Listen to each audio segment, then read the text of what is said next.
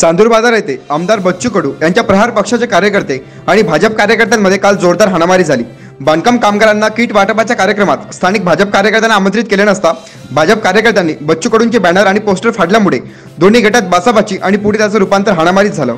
या प्रकरणामध्ये भाजपच्या काही कार्यकर्त्यांना पोलिसांनी ताब्यात घेतलेले आहे व याच मुद्द्यावर आक्रमक होत आज बच्चू कडू यांच्या विरोधात भाजप कार्यकर्त्यांनी अमरावतीच्या कामगार कल्याण विभागात कामगार कल्याण आयुक्तांच्या दालनात हे आंदोलन मांडले।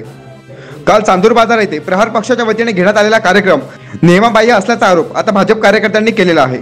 त्यावेळी त्यांनी बांधकाम कामगारांना गैरसोय दूर करण्याची मागणी सुद्धा केलेली आहे। सदर आंदोलन भाजप सरचिटणीस प्रवीण तायडे यांच्या नेतृत्वाखाली झाले आहे।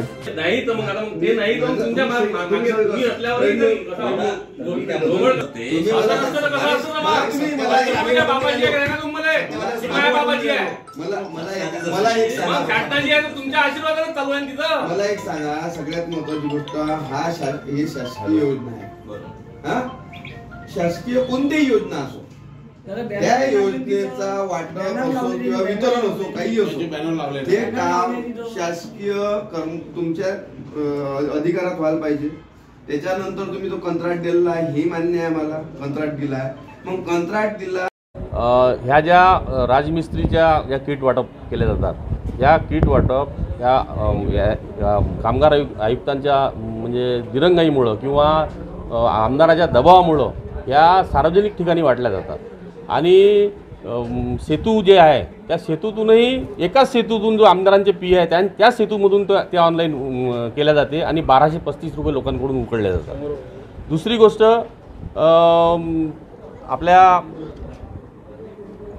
आमदारांच्या दबावाखाली बच्चू कडू या आमच्या मतदारसंघाचे आमदार बच्चू कडू यांच्या दबावाखाली हे सर्व डिपार्टमेंट काम करत आहे आणि आतापर्यंत म्हणजे CSR फंडमधून जे जेवणाचे डबे वाटप केले जात होते वीटभट्टी कामगारांसाठी ते सुद्धा प्रहारच्या कार्यालयातून वाटप केले जात होते। त्यालाही आम्ही पायबंद म्हणजे घालायला भाग पडलं आणि आता काल जे झालं, काल 180 किट वाटप करायच्या होत्या आणि पहाटे 4 वाजतापासून लोक तिथे हजर असताना म्हणजे त्या चेंगराचेंगरीत काही लोकांच्या गळ्यातले चेन गेल्या म्हणजे 50-50 एकराच्या शेतकऱ्यांना तिथं किट वाटप केले जातात आणि खरे लाभार्थी याच्यापासून वंचित आहेत आणि सगळे काय राजमिस्त्री काय आपल्या चांदूर बाजार तालुक्यात अचलपूर मतदारसंघातच जन्माला आले का अशी शंका येते।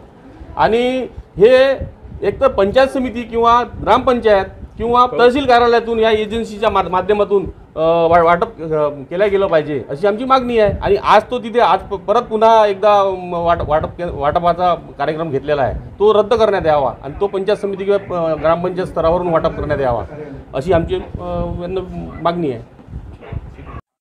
अमरावतीचा भावी खासदार म्हणून कोण आला पाहिजे? बळवंत हो आले पाहिजे। अशाच वेगवान घडामोडी पाहण्यासाठी आताच आमच्या जनविकास न्यूज चॅनलला सबस्क्राईब करा आणि रहा रोज अपडेट।